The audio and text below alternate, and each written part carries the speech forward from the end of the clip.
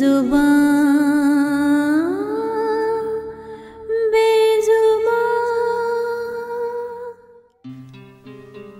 सरदार साहब, हम पहले गलत अंदाज और शकूक में पढ़कर बहुत वक्त जाया कर चुके हैं। आप अपना सियासी कबायली असर रसूख इस्तेमाल करके हमारे बेटे को जल्दी हम तक पहुंचा दीजिए। मीडिया और अखबारात ने तो इस मौजू को पहले ही बहुत उछाल रखा है, मगर यह मसला उछालने से नहीं, अमली तौर पर कदम उठाने से होगा। देखिए मलिक साहब, मेरी बात सुनिए। अगर गवर्नमेंट या आपकी सियासी असर रसूख में मुझे कोई कोताही, लापरवाही या सदमेरी नजर आई तो फिर अगले इलेक्शन में मेरे हल्के में 5000 वोट लेने मेरे पास मत आइएगा। हाँ, मैं कुछ नहीं कर सकूंगा और अपने बेटे को वापस लाने के लिए मैं सिर्फ और सिर्फ अपनी वो ताकत दिखाऊंगा जो बरसों पहले मैंने अपनी शराफत के आस्तीन तले छुपा कर रखा है। हाँ,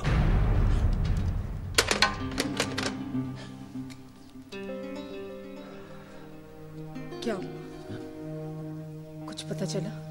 क्या पता चलना है, झूठी तसल्लियां दी जा रही है।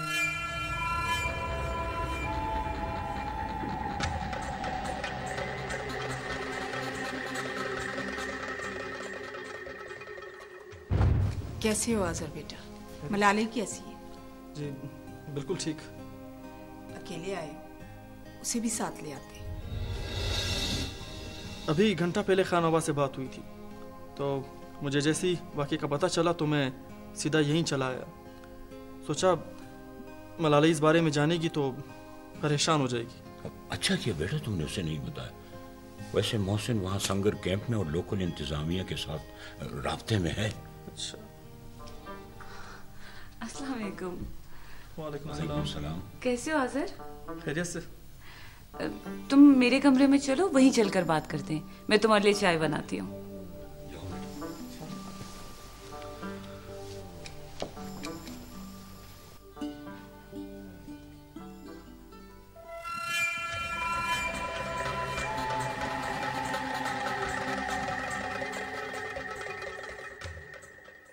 एक तो जब से तुमने इस घर का मुंह देखा है, परेशानी रोज तुम्हारे घर आकर खड़ी हो जाती है।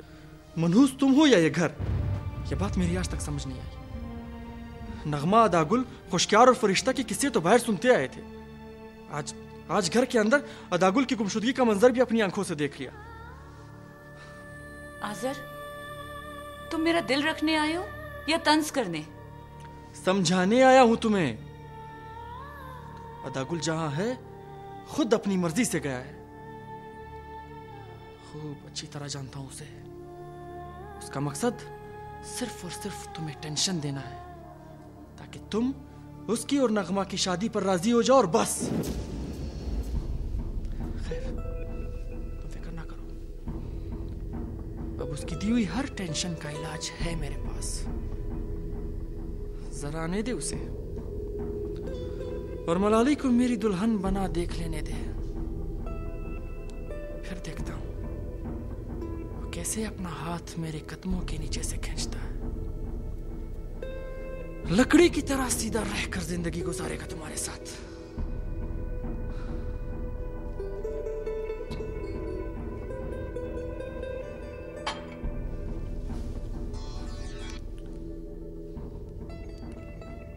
हेलो।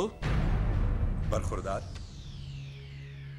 भागे हुए चोरों और इश्तियारियों को पकड़ने के बाद बड़े मजमा में सरकारी गाड़ी में डालने की बहुत बुरी आदत है मेरी। अपनी शादी के दिन एक वादा किया था तुमने। दोहरे कत्ल के सिलसिले में मेरे कुछ सवालों के जवाबात देने ताने आना था तुमने, लेकिन तुम नहीं आए।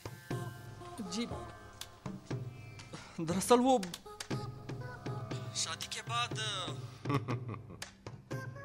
हमें आपकी मसरूफियत से चंद कीमती लम्हे दरकार है। आप बताएंगे या फिर हम?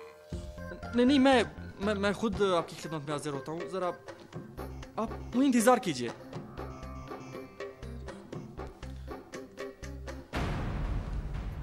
क्या हुआ? इतनी जल्दी उठकर कहाँ जा रहे हो? उठकर ही जा रहा हूँ, कोई हमेशा के लिए भागा तो नहीं जा रहा। फिर आ जाऊंगा। वो असल में तहसीलदार ने किसी की जमानत के लिए मुझे थाने बुलवाया है। एक तो मेरे बगैर किसी की जमानत ही नहीं होती। अच्छा अभी खुदा हाफिज। ठीक है, खुदा हाफिज, अपना ख्याल रखना।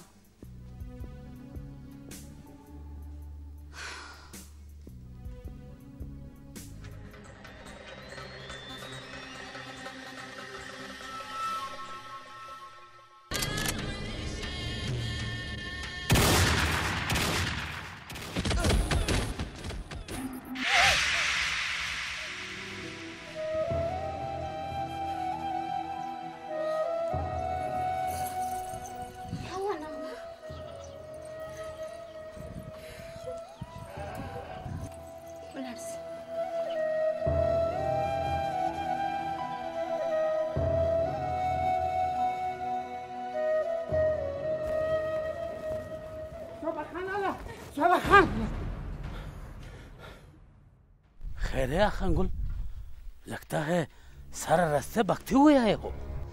बात ही कुछ ऐसा है खान लाला, किसी ने हमारे क्रोमाइट के कान को बारूद से उड़ा दिया। हाँ हाँ, ऊपर से अब्दुल्ला के लोग हमारे डेरे पर बैठे हैं और किसी मुद्दई का तकाजा कर रहे हैं। अब्दुल्ला के लोग मुद्दई का तकाजा? ये तुम क्या कह रहे हो? लाला, उनका दावा है कि हमारे मजदूरों ने उसके मुद्दई को डेरे में छुपा के रखा है। वो हर हाल में उसे लेकर जाएंगे, वरना वरना वरना क्या करेंगे वो? सबर शमल खाना, सबर। लाला, जरा चलकर उनसे मिलो, उनको समझाओ। सड़े खबर आवरा।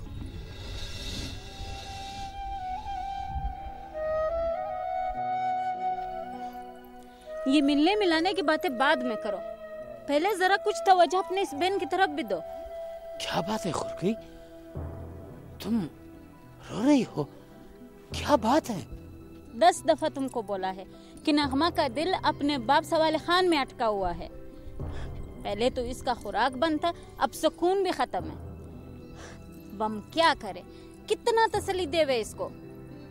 ठीक, जब नगमा का बाबा के पास जाने का इतना ही ख्वाहिश है तो हम भी नहीं रोकेगा।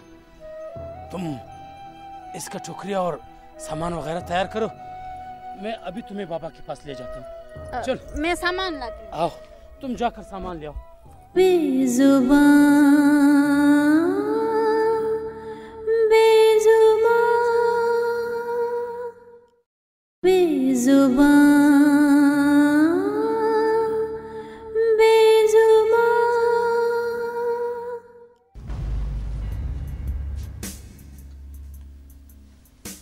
तुम्हारे खुशकियार के साथ ताल्लुकात कैसे थे? बिल्कुल एक मुलाजिम और आका की तरह। और शावेज के साथ ताल्लुकात?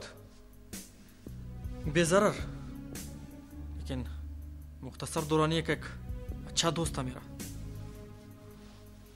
तुम्हें खून के बदले में दी हुई अपनी बहन के रिश्ते पर कोई एतराज था? मुझे रिश्ते पर नहीं, रिवायत पर एतराज था, है और रहेगा।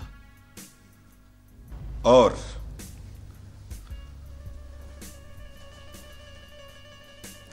अदागुल की बहन से शादी के लिए तुमने अपनी बहन से कोई बात की थी? सोचो, ज़हन पे जोर दो। नहीं, लेकिन अच्छी शख्सियत और अच्छे खानदान को अपनाने की तमन्ना किसके दिल में नहीं होती? पहली दफा अपने बहन को घर लाने के लिए अदागुल के घर में उससे कोई झगड़ा हुआ था?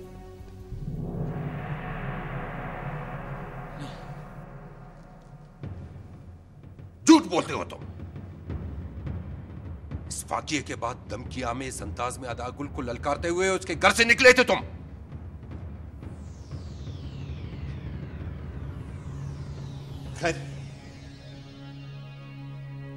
तुम्हें अदागुल और नगमा के ताल्लुकात पर तो रंज ही था। आखिर को अदागुल तुम्हारा बहनोई तो है। अदागुल का ताल्लुक सिर्फ और सिर्फ मेरी बहन से था और मुझे कुछ मालूम नहीं। देखिए आजर खान, हमारी हालात को सूंघने और हकीकत को महसूस करने के सौरों से कहीं ज्यादा है।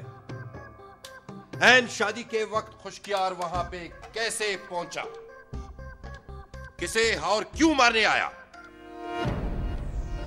उसके पास आलय कत्ल कहां से